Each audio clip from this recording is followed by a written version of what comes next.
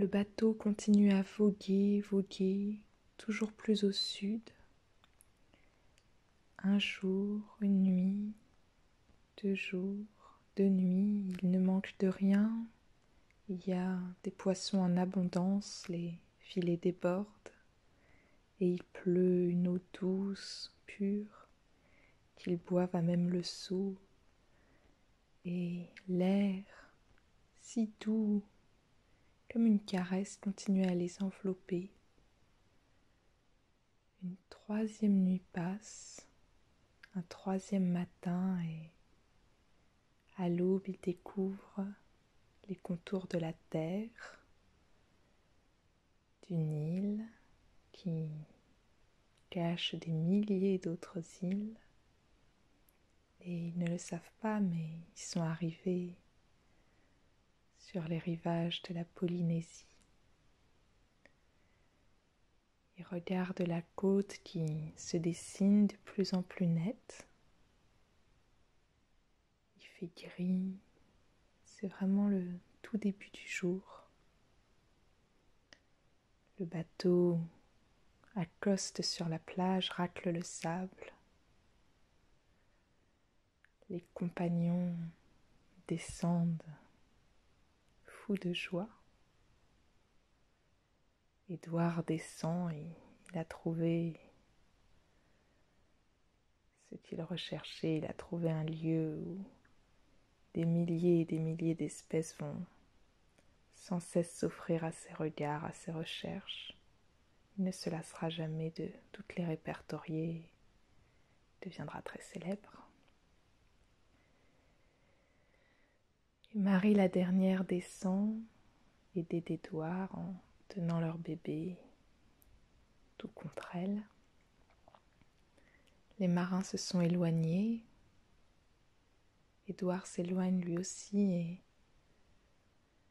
Marie enfonce ses pieds. Ça fait longtemps qu'elle a les pieds nus sur le pont du bateau depuis qu'ils ont rejoint les mers du Sud. Et elle enfonce ses pieds dans le sable gris. Légèrement froid en cette heure si matinale. Et elle ressent un grand bonheur à enfin poser ses pieds sur la terre ferme. Et elle avance doucement dans les brumes de l'aube. Elle marche sur la plage en tenant son bébé contre elle. Et elle se tourne vers le large. Elle, la fille du large. Elle regarde la mer, immobile, étale, qui tremble délicatement sur le rivage, où meurent les toutes petites vagues. Alors, inspirant à plein poumon, savourant le vent qui vient de si loin et continue à jouer dans ses cheveux, à chanter sa chanson d'amour, elle marche lentement vers l'eau en tenant toujours leur petit bébé.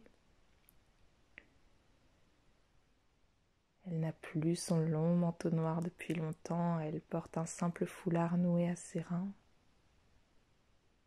D'un coup d'épaule, elle fait tomber à terre le châle dont elle n'a plus besoin.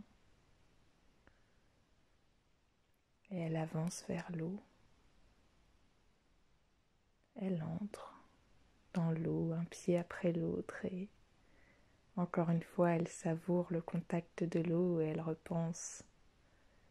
C'est vraiment le comble des pirates d'être entourée d'eau et pourtant de la sentir si peu contre soi, si peu souvent. Alors elle sent des petits poissons qui serpentent entre ses chevilles. L'eau est transparente, elle voit le sable à travers. L'eau est si douce, si tiède. Sa petite fille remue un petit peu, mais elle la tient bien serrée contre elle et elle se sent en parfaite sécurité.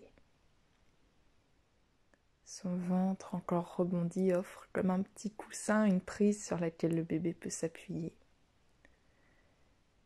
Et Marie doucement se met à murmurer une rengaine, une chanson qu'elle invente. Doucement se met à chanter, l'eau atteint maintenant sa taille et elle reste là sur la plage grise. Tout au bord de l'horizon, une fine vapeur rose annonce le jour qui va se lever et qui sera une journée enchantée. Alors, sa poitrine se gonfle, ses lèvres s'ouvrent et, en berçant doucement son bébé contre elle, en regardant le vaste horizon,